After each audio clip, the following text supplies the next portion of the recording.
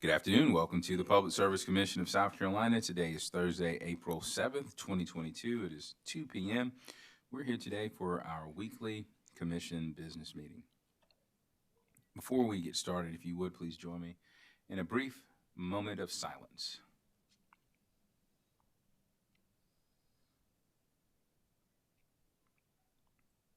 Thank you. Present in the hearing room, we have Commissioner J. Williams, Commissioner Caston, Commissioner C. Williams, Commissioner Thomas, Commissioner Powers, and Vice Chair Belzer. Joining us virtually, we have Commissioner Irvin. Attorney Butler, if you would please read the agenda, sir. Yes, sir. Thank you, and good afternoon, Mr. Chairman, other members of the commission. I'd like to start by addressing the next business meeting of the commission. And at this point, staff would propose 2 p.m. on April the 14th, 2022. All right. 2 p.m. on April the 14th, 2022, the commission will conduct its next commission business meeting. Okay. Thank you, Mr. Chairman. Moving into our utilities agenda for today, item number 1 is docket number 2008-140A. We have the request of Piedmont Natural Gas Company Incorporated for a 30-day extension of time to file its annual report. Is there a motion? Mr. Chairman. Commissioner Irvin. Mr. Chairman, I move that the commission grant the request of Piedmont Natural Gas Company Incorporated for a 30-day extension of time to file its annual report. So moved. Thank you, Commissioner Irvin. Commissioners, hearing Commissioner Irvin's motion, is there any discussion? Hearing none, we'll vote, starting with District 1. Commissioner Williams. Aye. Vice Chair Belzer. Aye. Commissioner Irvin. Aye. Commissioner Caston. Aye. Commissioner Thomas. Aye. Commissioner Powers. Aye. Chairman Williams votes aye. The ayes have it. The motion carries. Item number 2 is under docket number 2021-192E. Before the commission today is a joint motion of the Sierra Club, Southern Alliance for Clean Energy, South Carolina Coastal Conservation League, Carolina's Clean Energy Business Association, for an amended procedural schedule and clarification of the scope of the proceeding in the docket. Is there a motion? Chairman Williams. Commissioner Williams, you have the floor, ma'am. Thank you, sir. I move that the commission clarify that the coal retirement docket as established in order number 2021-418 was established to develop a procedural schedule including the methodologies and analysis for considering coal retirement within the framework of future IRPs via the 2020 IRP docket number 2019-226-E and order number 220-832. Order number 2020-282 further identifies the docket as the place to evaluate, and I'm quoting, evaluate the reliability, risk, and environmental cost of continued operation of coal plants, as well as options informed by resource bids to replace legacy coal technology with state-of-the-art clean energy, end quote. Specifically, order number 2020-832 requires comprehensive coal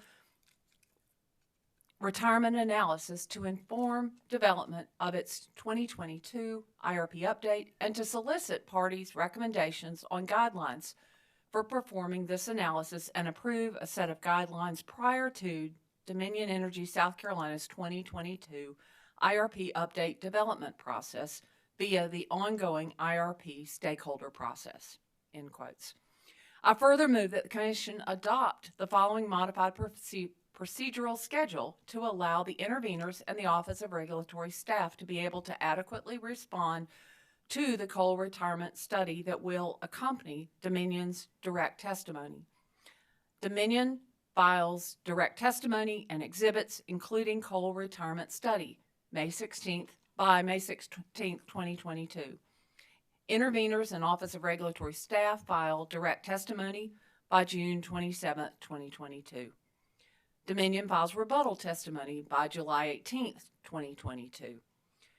This allows all parties the opportunity to provide testimony regarding proposed procedure, including its methodologies and analysis. I further move that we hold in abeyance the hearings currently scheduled for June 30th, July 1st, and July 5th, 2022. I so move. Thank you, Commissioner Williams. Commissioner is hearing Commissioner Williams' motion. Is there any discussion? Mr. Chairman, Vice Chair Belzer, you have the floor, ma'am. thank you. Commissioner Williams, would you yield to a question? Absolutely. Okay. As I hear your motion and understand it, I think the terms that have been used in some of the filings was informational versus substantive, and is it your motion that this is more of an informational type docket to inform the 2022 IRP update and 2023 IRP? I agree. That is what I intended. Informational from the standpoint of the procedural steps, the methodology, the data, and the analysis, that the results of which would then inform and be a part of the IRP update and the new IRP. Thank you very much. Thank you, Mr. Chairman. Commissioners, any further comment? Mr. Chair, Commissioner Irvin. thank you, sir. Commissioner Williams, thank you for giving us some guidance on what the purpose of this hearing will be. Would you yield to a question? Yes, sir, of course. Thank you. I'm wondering why we haven't, as we have traditionally done, given the Office of Regulatory Staff the opportunity to file rebuttal testimony, since under our regulations, they always go last. Can we add that to the schedule?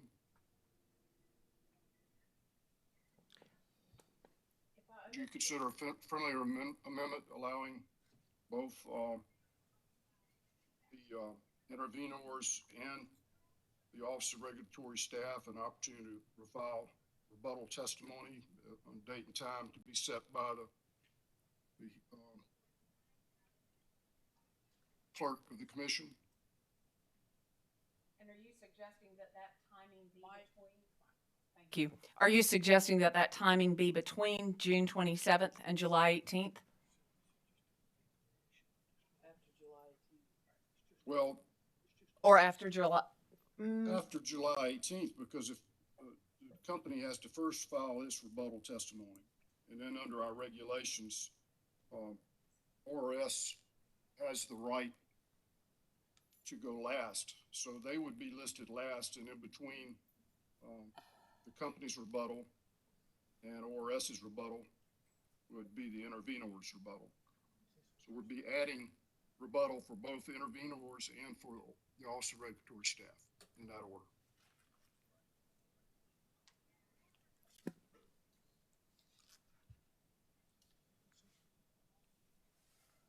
And just for reference, as you recall, at our last commission meeting, we granted motions to reconsider for both the environmental intervenors and for the Office of Regulatory Staff, withdrawing our prior order and rescinding that order so as to continue with the longstanding tradition of allowing reply testimony and honoring ORS with the opportunity to go last as required by our regulations. Commissioner Williams, may I offer or add Absolutely. something for the commissioners to consider?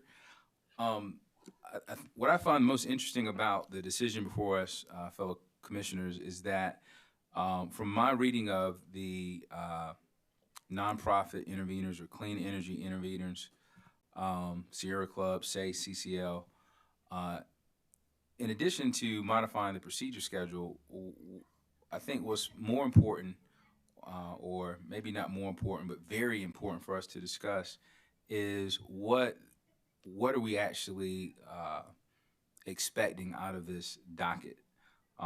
We're using the phrase procedural schedule, and we're using terms of art in terms of filing dates for pre-filed testimony, direct and rebuttal, and possibly even surrebuttal. And I think one of the biggest questions is whether or not this is a proceeding where the commission will make some level of a substantive decision at the end. And from where I sit, There was never any intent on my part for the commission to make that level of finding in this docket regarding the quality or the reasonableness or prudency of Dominion's decision to retire coal-fired plants. I was under the impression that this docket was open to promote the exchange of ideas and information between the company and the stakeholders regarding coal retirement, but that would be a process that I guess we would monitor, if you will, or encourage, but not necessarily make a substantive decision at the end. And if that's the case, I don't know if a hearing, I don't think a hearing would be necessary. And I'm not necessarily convinced that setting pre-filed testimony deadlines, like the way we traditionally do in a hearing, is necessary if the docket is used as a repository, if you will, for information and analysis as it relates to retiring coal plants. I don't know if that aids or assists in any decision that we may reach on this matter.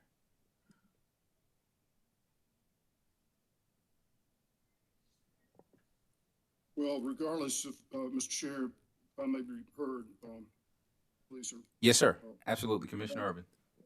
Regardless of what we're going to call it, we're bound by the prior orders of the commission to open this docket to, quote, evaluate the reliability, risk, and environmental costs of continued operation of coal plants, as well as other options. And that's to be informed by resource bids to replace legacy coal technology with state-of-the-art clean energy. And it goes further and requires the company to complete a comprehensive coal retirement analysis, which has to be entered into evidence, according to my understanding, for our consideration.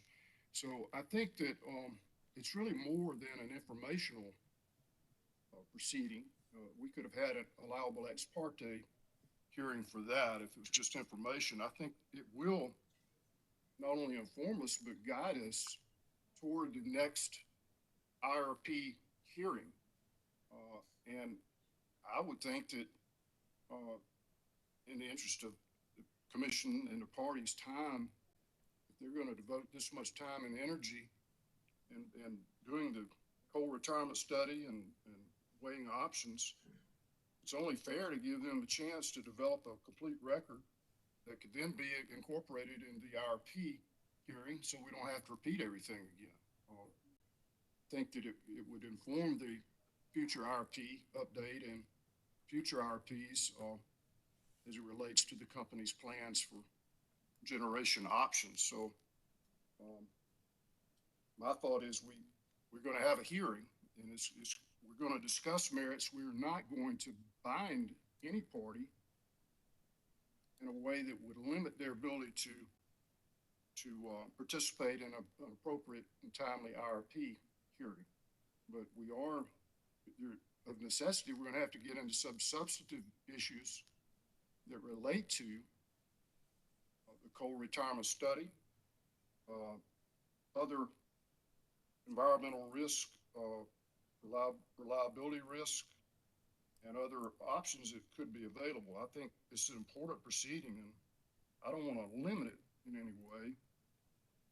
Otherwise, I think we're kind of wasting our time. We have to start all over when we get to the IRP hearing. So I'd say, well, let's go ahead with the schedule. Let's give the intervenors the chance to file reply testimonies. We always traditionally have, as well as ORS, who's a matter of right, has an opportunity to go last. So I would move that the chief clerk add dates for reply testimony for both the intervenors and ORS to this motion.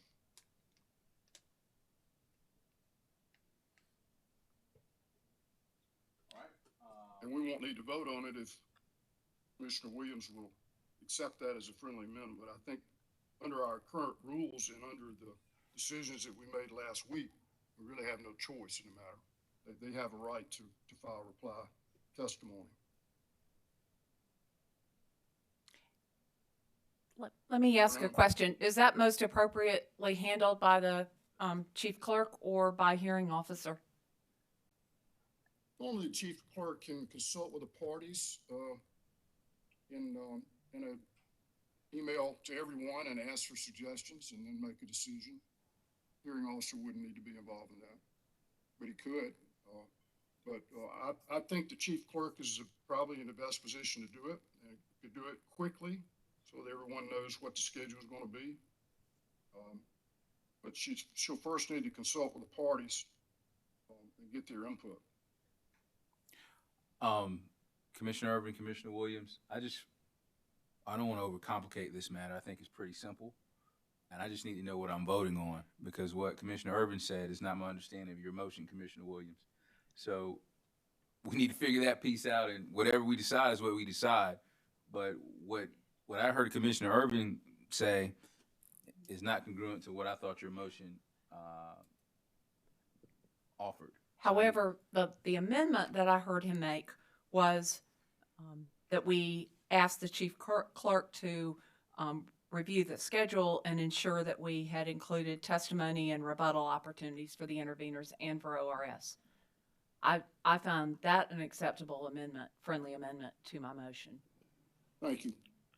Appreciate that. And again, just for clarification, so that this block of work and time on the part of all the parties in the commission, I think obviously the intent of the order was to evaluate all these things. The company's going to spend a lot of time and effort and money on a retirement study. They've already indicated they have plans to retire several of their coal facilities. And so I think it's important for us to go ahead and take sworn testimony and evidence, and then the ultimate findings as to obviously what generation portfolio is adopted will have to be in the IRP process. This is not the IRP hearing. The Integrated Resources Plan takes care of that. And we have a statute that guides us on that separate proceeding, but this is like a first step, is how I understood it. Do you agree with that, Commissioner Williams? Commissioner Irvin, I believe that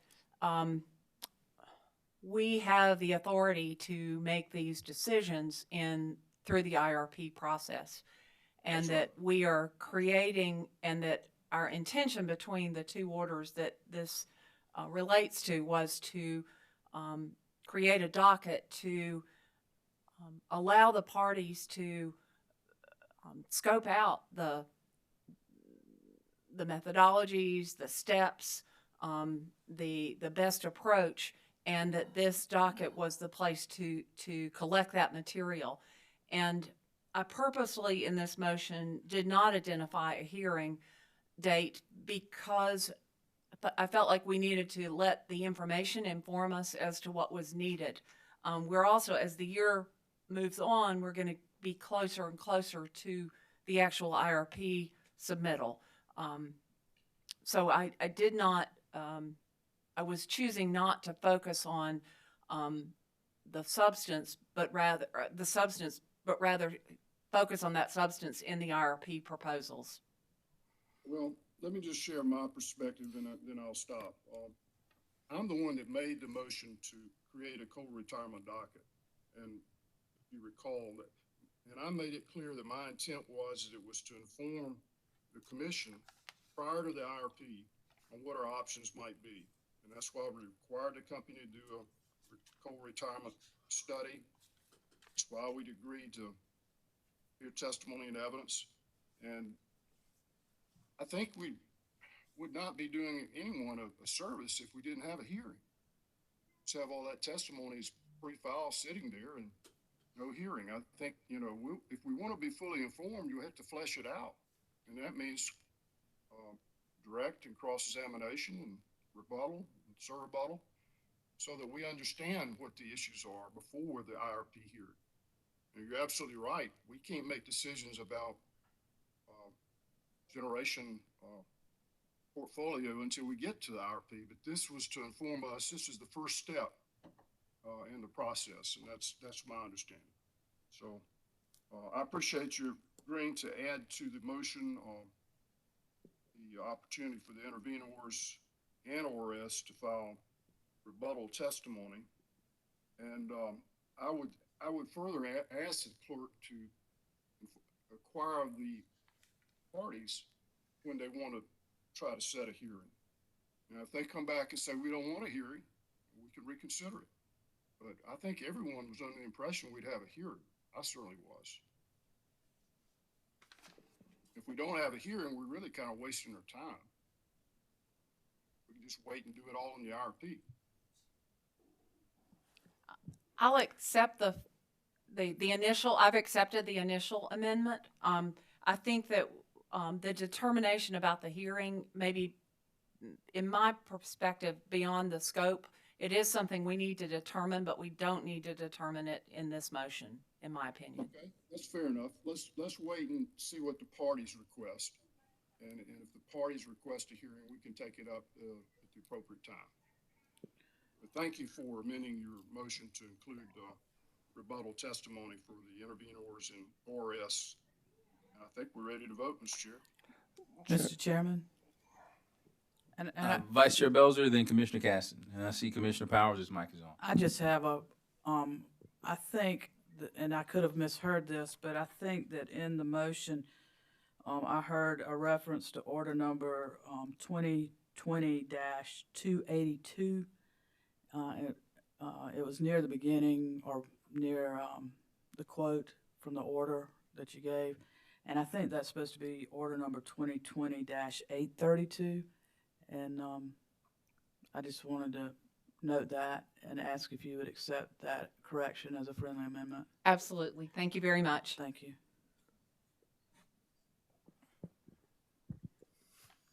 Commissioner Caston. Oh, go. Commissioner Powers, I'm sorry. Oh, Commissioner Caston. Okay. Thank you, Chairman Williams. I don't think anyone's saying this, but I want to make sure I know what I'm voting for. I guess on a personal note, I do have concern about maybe getting too much in the weeds on a study or some study, because and I don't think anyone's saying this, but I don't think, well, I don't think it's my role. I don't think it should be our role to tell necessarily anyone how to do something when it comes to running their business. And I'm not saying that that's what we would be doing, but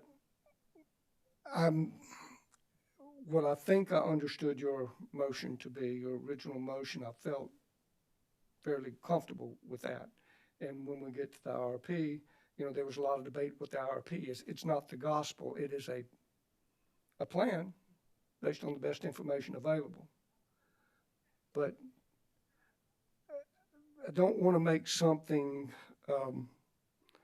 more absolute than maybe it is. So if your motion is what you said it was, and I think you'd be adding the surrebuttal for ORS. Rebuttal for ORS. Okay, I mean, rebuttal.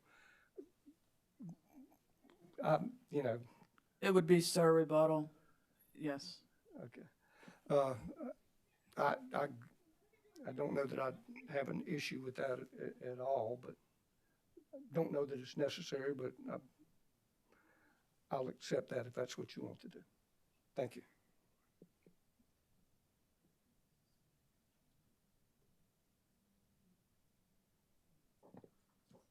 Would you like me to recap? I think, yeah, I think it might be a good idea. So we have 'Cause the motion as read with one amendment related to order number 2020-832. And we have an amendment that authorizes the clerk to finalize the testimony dates for rebuttal and surrebuttal with ORS and the interveners. Gotcha. So I just have to ask this question again so I make sure I'm clear on this. When I hear testimony, direct testimony, rebuttal, and surrebuttal, to me, that tells me we're heading towards a hearing. So do you contemplate that in your motion? I do not. I am open to, based on the testimony and the request, we could have a hearing. But I think this is new territory, and at this point, this motion is mum on that subject, and actually holds in abeyance any hearings. Hearings had been scheduled, and it strikes those hearings. Okay. So I think I may have misunderstood the nature of your motion initially, and I apologize for that. Because I am not in support of having a hearing in this docket. And respectfully, I will have to vote against your motion. I apologize for the misunderstanding. Well, this motion is mum on that subject. I mean, it eliminates the hearing, the hearing dates that had previously been set. Chairman Williams. Commissioner Caston. Since we're kicking this ball back and forth, I have similar concerns there, and that's not your intention, and I believe that. Because as I sit here and think about it, well, if after the parties provide whatever it is they're going to provide, and I guess someone argues for a hearing,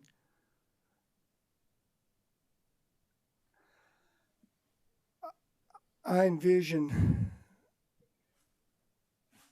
the seven of us sitting here and trying to decide if we like their plan or not, or if I'm going to be part of selecting what their plan is with their coal facilities. I don't feel comfortable doing that.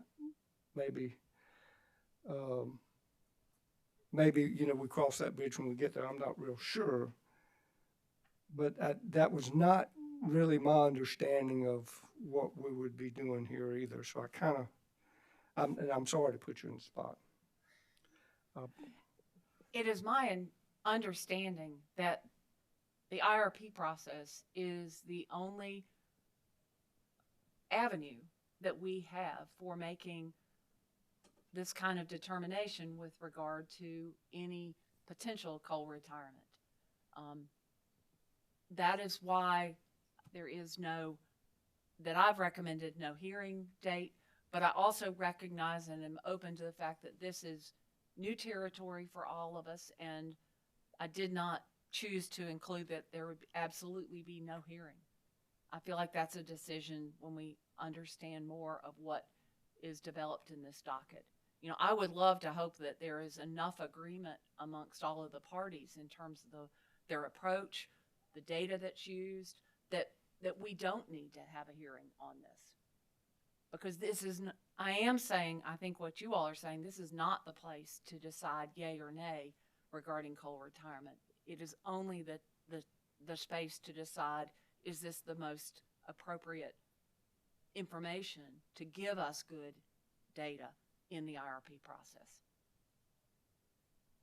Mr. Chairman, Commissioner Urban. thank you. The parties have a right to procedural due process. Once the docket is open, each party that is part of this docket has a right to present testimony and evidence, a right to be heard, and a right to make a record. We can't do all those things unless we have a hearing. So, I anticipate the parties will want one. I would certainly think they would. Gives them an excellent opportunity to lay a roadmap, give us a roadmap before we even start the IRP, which is, of course, where the decisions will be made. We're not going to make preliminary decisions, but we have to give the parties an opportunity to be heard and cross-examine the witnesses that are presented. Otherwise, we might as well not have a hearing. I mean, we might as well just close the docket. It'll serve no useful purpose unless, in fairness, we have a chance to give the parties an opportunity to be heard and make a record. That's what due process is all about. And if we're not willing to do that, let's just vote it down. We'll wait for the IRP. But I think that we'd be better served if we had a head start and at least knew what the issues were. We're not going to make any decisions. Commissioner Caston is right. But we need, if we're going to open a docket, we need to give the parties due process. If we're not willing to do that, then I think you should table the motion.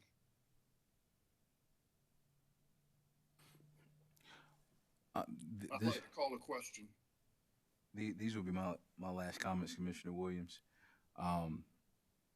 You know, I can't sit here right now at 2:32 and tell you I can recite verbatim all the conditions that existed when the docket was open. The only thing I can tell you is what my understanding was. And because I'm human flesh and blood, I fully admit to you that I make mistakes from time to time.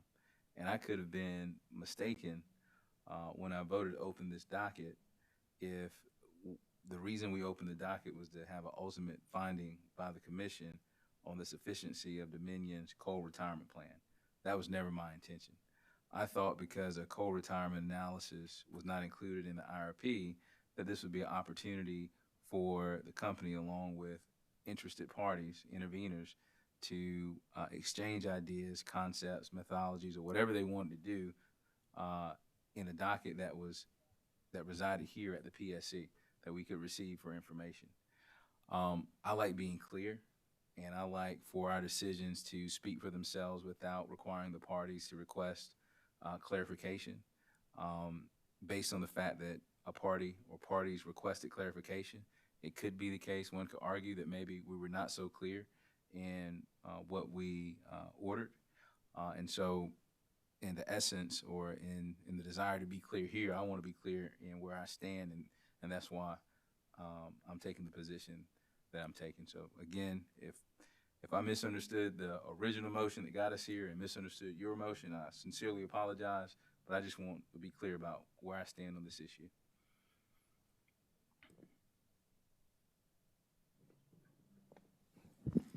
Call the question, Mr. Chair.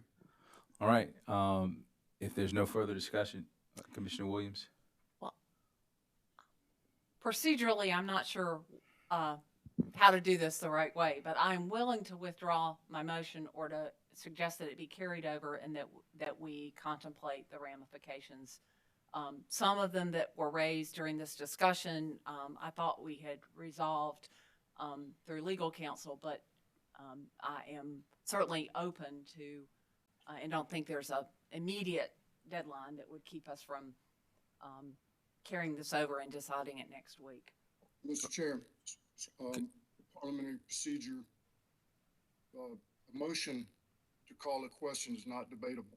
It's up for a vote. Call the question, please. Okay. So one of the good things about having commission staff readily available is that Attorney Butler can advise. What I'm hearing, the question, I've heard the question was called. I'm also hearing the commissioner that made the motion is seeking to withdraw or requesting to carry over the motion. I'm okay with being vulnerable enough to say I don't know which should come first. Do you have any advice, Attorney Butler? Well, Mr. Chairman, members of the commission, I understand Commissioner Irwin's viewpoint about calling for the question being non-debatable, but I had also thought that the original movement could withdraw if they so desired. I see no issue with that. If the question is merely to be carried over, seems like a procedural matter, and it seems to me it would be appropriate if the commissioner wants to withdraw, I would think that she could withdraw a motion at this time to be heard at a later date. Commissioner Williams, it's your motion. I would like to withdraw it and work on clarifying the motion such that there would not need to be this amount of discussion in a future hearing of the motion. All right. If you're requesting to withdraw the motion, I will grant that request. The motion is withdrawn. Right, Mr. Chairman, Yes. I move that we carry this item over since the motion's been withdrawn. All right, Commissioners, Vice Chair Belzer has made a motion to carry this item over due to the fact that Commissioner Williams withdrew her motion. Is there any discussion?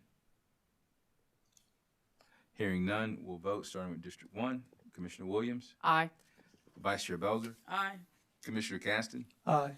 Commissioner Urban, Aye. Commissioner Thomas. Aye. Commissioner Powers. Aye. Chairman Williams votes aye. The ayes have it. The motion carries. Okay, item number 3 is under 3 dockets. Docket 2017-207E, 2017-305E, and 2017-370E. At this time, before the commission is Dominion Energy South Carolina Incorporated's request for approval of changes to the approved quarterly report form effective for quarterly reports going forward. And this has to do with revising a questionnaire for assessing customer satisfaction. Mr. Chairman, Vice Chair Belzer. I'd like to note for the record that I am recused on these dockets. I've not participated in any discussions or any discussions with staff or other commissioners about this item. Thank you. Noted. Commissioners, is there a motion? Chairman Williams. Commissioner Williams. Thank you, sir. I move that the commission refer the matter to the Office of Regulatory Staff and request further comment as to the agency's opinion on the general usefulness of the revised questionnaire for assessing customer satisfaction. The proposed modification to fewer questions in the overall impressions and customer care categories of the customer surveys. The change to the Net Promoter Score prism as outlined in the Dominion letter of February 18th, 2022, and any other information on the company's customer survey process that ORS would care to provide. I note that this is a requirement from a 2017 order and further request that the company and ORS evaluate the proposed initiative to ensure its maximum relevancy to enhancing the company's customers' experience. Commissioners, hearing Commissioner Williams' motion, is there any discussion? Hearing none, we'll vote, starting with District 1. Aye. Vice Chair Belzer. Vice Chair Belzer is recused. Commissioner Caston. Aye. Commissioner Urban. Aye. Commissioner Thomas. Aye. Commissioner Powers. I vote aye. Chairman Williams votes aye. The ayes have it. The motion carries. Item number 4 is under docket number 2006-271G. Before the commission today is Amendment 1 to a natural gas service agreement between McCall Farms Incorporated and Dominion Energy South Carolina Incorporated. Is there a motion? Mr. Chairman, I'd like to make a motion. Commissioner Powers, you have the floor, sir. Thank you, Mr. Chairman. I move the commission approve Amendment 1 to the natural gas service agreement between McCall Farms Incorporated and Dominion Energy South Carolina Incorporated. Hearing Commissioner Powers' motion, is there any discussion? Hearing none, we'll vote, starting with District 1. Commissioner Williams. Aye. Vice Chair Belzer. I vote aye. Commissioner Caston. Aye. Commissioner Urban. Aye. Commissioner Powers. Aye. Commissioner Thomas. Aye. Chairman Williams votes aye. The ayes have it. The motion carries. Docket number 2021-88E. Before the commission today for consideration is a request of Carolina's Clean Energy Business Association for status update regarding the order in this docket. Attorney Butler will carry that item over. Thank you, Mr. Chairman. In that case, we'll move on to the motor carrier agenda item for today. The first 7 items are applications for Class C authority, and staff would recommend that they be taken together. And I'll review those items quickly for the commission. Item number 1 is in docket number 2022-110T. It's the application of Merit Transit LLC for a Class C stretcher van certificate. Number 2 is docket number 2022-112T, application of Hunt Medical Transportation LLC for a Class C non-emergency certificate. Item number 3 is docket number 2022-115T. This is the application of Helping Hearts Home Care LLC, DBA HH Home Care for Class C non-emergency certificate. Item 4 is docket number 2022-114T, the application of South Carolina Low Country Limousine LLC for Class C charter certificate. Item 5 is docket number 2022-117T, the application of Whale Mohammed Toma, DBA Wally's Limo for Class C charter certificate. Number 6 is the docket number 2022-118T, application of Merit Transit LLC for Class C non-emergency certificate. And finally, number 7 is docket number 2022-119T, the application of Keep Pushing Personal Care LLC for Class C stretcher van certificate. Commissioners, is there a motion? Mr. Chairman, Commissioner Thomas. I move that the commission approve the applications for Class C authority and item numbers 1 through 7 as listed by Mr. Butler. Commissioners, hearing Commissioner Thomas's motion, is there any discussion? Hearing none, we'll vote, starting with District 1, Commissioner Williams, Aye. Vice Chair Belzer, Aye. Commissioner Caston, Aye. Commissioner Urban, Aye. Commissioner Thomas, Aye. Commissioner Powers. Aye. Chairman Williams votes aye. The ayes have it. The motion carries. Mr. Chairman, items, I believe 8 through 13 are tariff amendment requests from various applicants. Let's start with number 8 on the motor carrier's agenda. We have a request of All My Sons of Charlotte South LLC's application to amend its tariff and bill of lading. Is there a motion? Mr. Chairman, Commissioner Thomas. I move the commission approve the proposed amendments to the tariff and bill of lading of All My Sons Charlotte South as reasonable. The company provided justification for the amendments, and ORS states the company is in compliance with commission rules and regulations. Commissioners, hearing Commissioner Thomas's motion, is there any discussion? Hearing none, we'll vote, starting with District 1, Commissioner Williams, Aye. Vice Chair Belzer, Aye. Commissioner Caston, Aye. Commissioner Urban, Aye. Commissioner Powers, Aye. Commissioner Thomas, Aye. Chairman Williams votes aye. The ayes have it. The motion carries. Item 9 is in docket number 2022-44T. Have a request of All My Sons Moving and Storage of Greenville LLC to amend its tariff and bill of lading. Commissioners, is there a motion? Chairman Williams, I'd like to make a motion. Commissioner Caston, you have the floor, sir. I move that the commission approve the proposed amendments to the tariff and bill of lading of All My Sons Greenville as reasonable. The company provided justification for the amendments, and ORS states All My Sons Greenville is in compliance with commission rules and regulations. I so move. Commissioners, hearing Commissioner Caston's motion, is there any discussion? Hearing none, we'll vote, starting with District 1, Commissioner Williams, Aye. Vice Chair Belzer, Aye. Commissioner Caston, Aye. Commissioner Urban, Aye. Commissioner Thomas, Aye. Commissioner Powers, Aye. Chairman Williams votes aye. The ayes have it. The motion carries.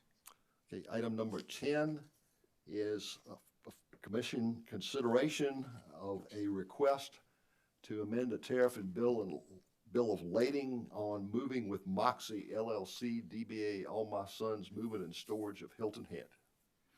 Is there a motion? Chair Williams. Commissioner Caston. I move the commission approve the proposed amendments to the tariff and bill of lading of Moving with Moxie LLC, doing business as All My Sons Moving and Storage of Hilton Head as reasonable. The company provided justification for the amendments, and ORS states moving with Moxie is in compliance with commission rules and regulations. I so move. Commissioners, hearing Commissioner Caston's motion, is there any discussion? Hearing none, we'll vote, starting with District 1, Commissioner Williams, Aye. Vice Chair Belzer, I vote aye. Commissioner Caston, Aye. Commissioner Urban, Aye. Commissioner Thomas, Aye. Commissioner Powers, Aye. Chairman Williams votes aye. The ayes have it. The motion carries. Item 11 is docket number 2022-54T. Before the commission for consideration is the request of Soda City Movers, LLC, to amend its tariff. Is there a motion? Mr. Chairman, Commissioner Belzer. I move the commission approve the proposed amendments to the tariff of Soda City Movers LLC as reasonable. ORS advises the company is in compliance with commission rules and regulations, and Soda City Movers has provided justification for the amendments. Commissioners, hearing Commissioner Belzer's motion, is there any discussion? Hearing none, we'll vote, starting with District 1. Commissioner Williams, Aye. Vice Chair Belzer, Aye. Commissioner Caston, Aye. Commissioner Urban, Aye. Commissioner Thomas, Aye. Commissioner Powers, Aye. Chairman Williams votes aye. The ayes have it. The motion carries. Item 12 is under docket number 2022-66T. We have the request of Upward Endeavors LLC, DBA Two Men and a Truck of Greenville, requesting to amend its tariff. Is there a motion? Mr. Chairman, Commissioner Urban, you have the floor, sir. thank you, sir. I move the commission carry the matter over until we receive the results of the Office of Regulatory Staff's impact study. So moved. Commissioners, hearing Commissioner Urban's motion, is there any discussion? Hearing none, we'll vote, starting with District 1. Commissioner Williams, Aye. Vice Chair Belzer, Aye. Commissioner Caston, Aye. Commissioner Urban, Aye. Commissioner Thomas, Aye. Commissioner Powers, Aye. Chairman Williams votes aye. The ayes have it. The motion carries. Item number 13 is docket number 2022-61T. We have a request of Jordan River Moving LLC, DBA Jordan River Moving and Storage, who also has applied to amend its tariff. Is there a motion? Mr. Chair, Commissioner Urban, I move the commission carry the matter over until we receive the results of the Office of Regulatory Staff's impact study. So moved. Commissioners, hearing Commissioner Urban's motion, is there any discussion? Hearing none, we'll vote, starting with District 1. Commissioner Williams, Aye. Vice Chair Belzer, Aye. Commissioner Caston, Aye. Commissioner Urban, Aye. Commissioner Thomas, Aye. Commissioner Powers, Aye. Chairman Williams votes aye. The ayes have it. The motion carries. Item number 14 on the motor carrier agenda is docket number 2021-364T. Staff presents for commission consideration the motion for reconsideration of NBF Buford LLC, DBA Two Men and a Truck, Buford. Is there a motion? Mr. Chair, Commissioner Urban, you have the floor, sir. I move it is reasonable for the commission to require NBF Buford to comply with Regulation 103-854, South Carolina Code of State Regulations, and making a motion for reconsideration. If the company chooses to file a petition within the time limit set forth in the regulation regarding order number 2022-156, the commission will act upon the petition once it's filed. So moved. Commissioners, hearing Commissioner Urban's motion, is there any discussion? Hearing none, we'll vote, starting with District 1. Commissioner Williams, Aye. Vice Chair Belzer, I vote aye. Commissioner Caston, Aye. Commissioner Urban, Aye. Commissioner Thomas, Aye. Commissioner Powers, Aye.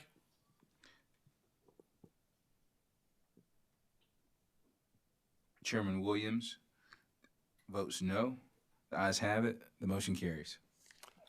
Mr. Chairman, other members of the commission, that does complete the motor carriers agenda and all of the other agendas before the commission for business today.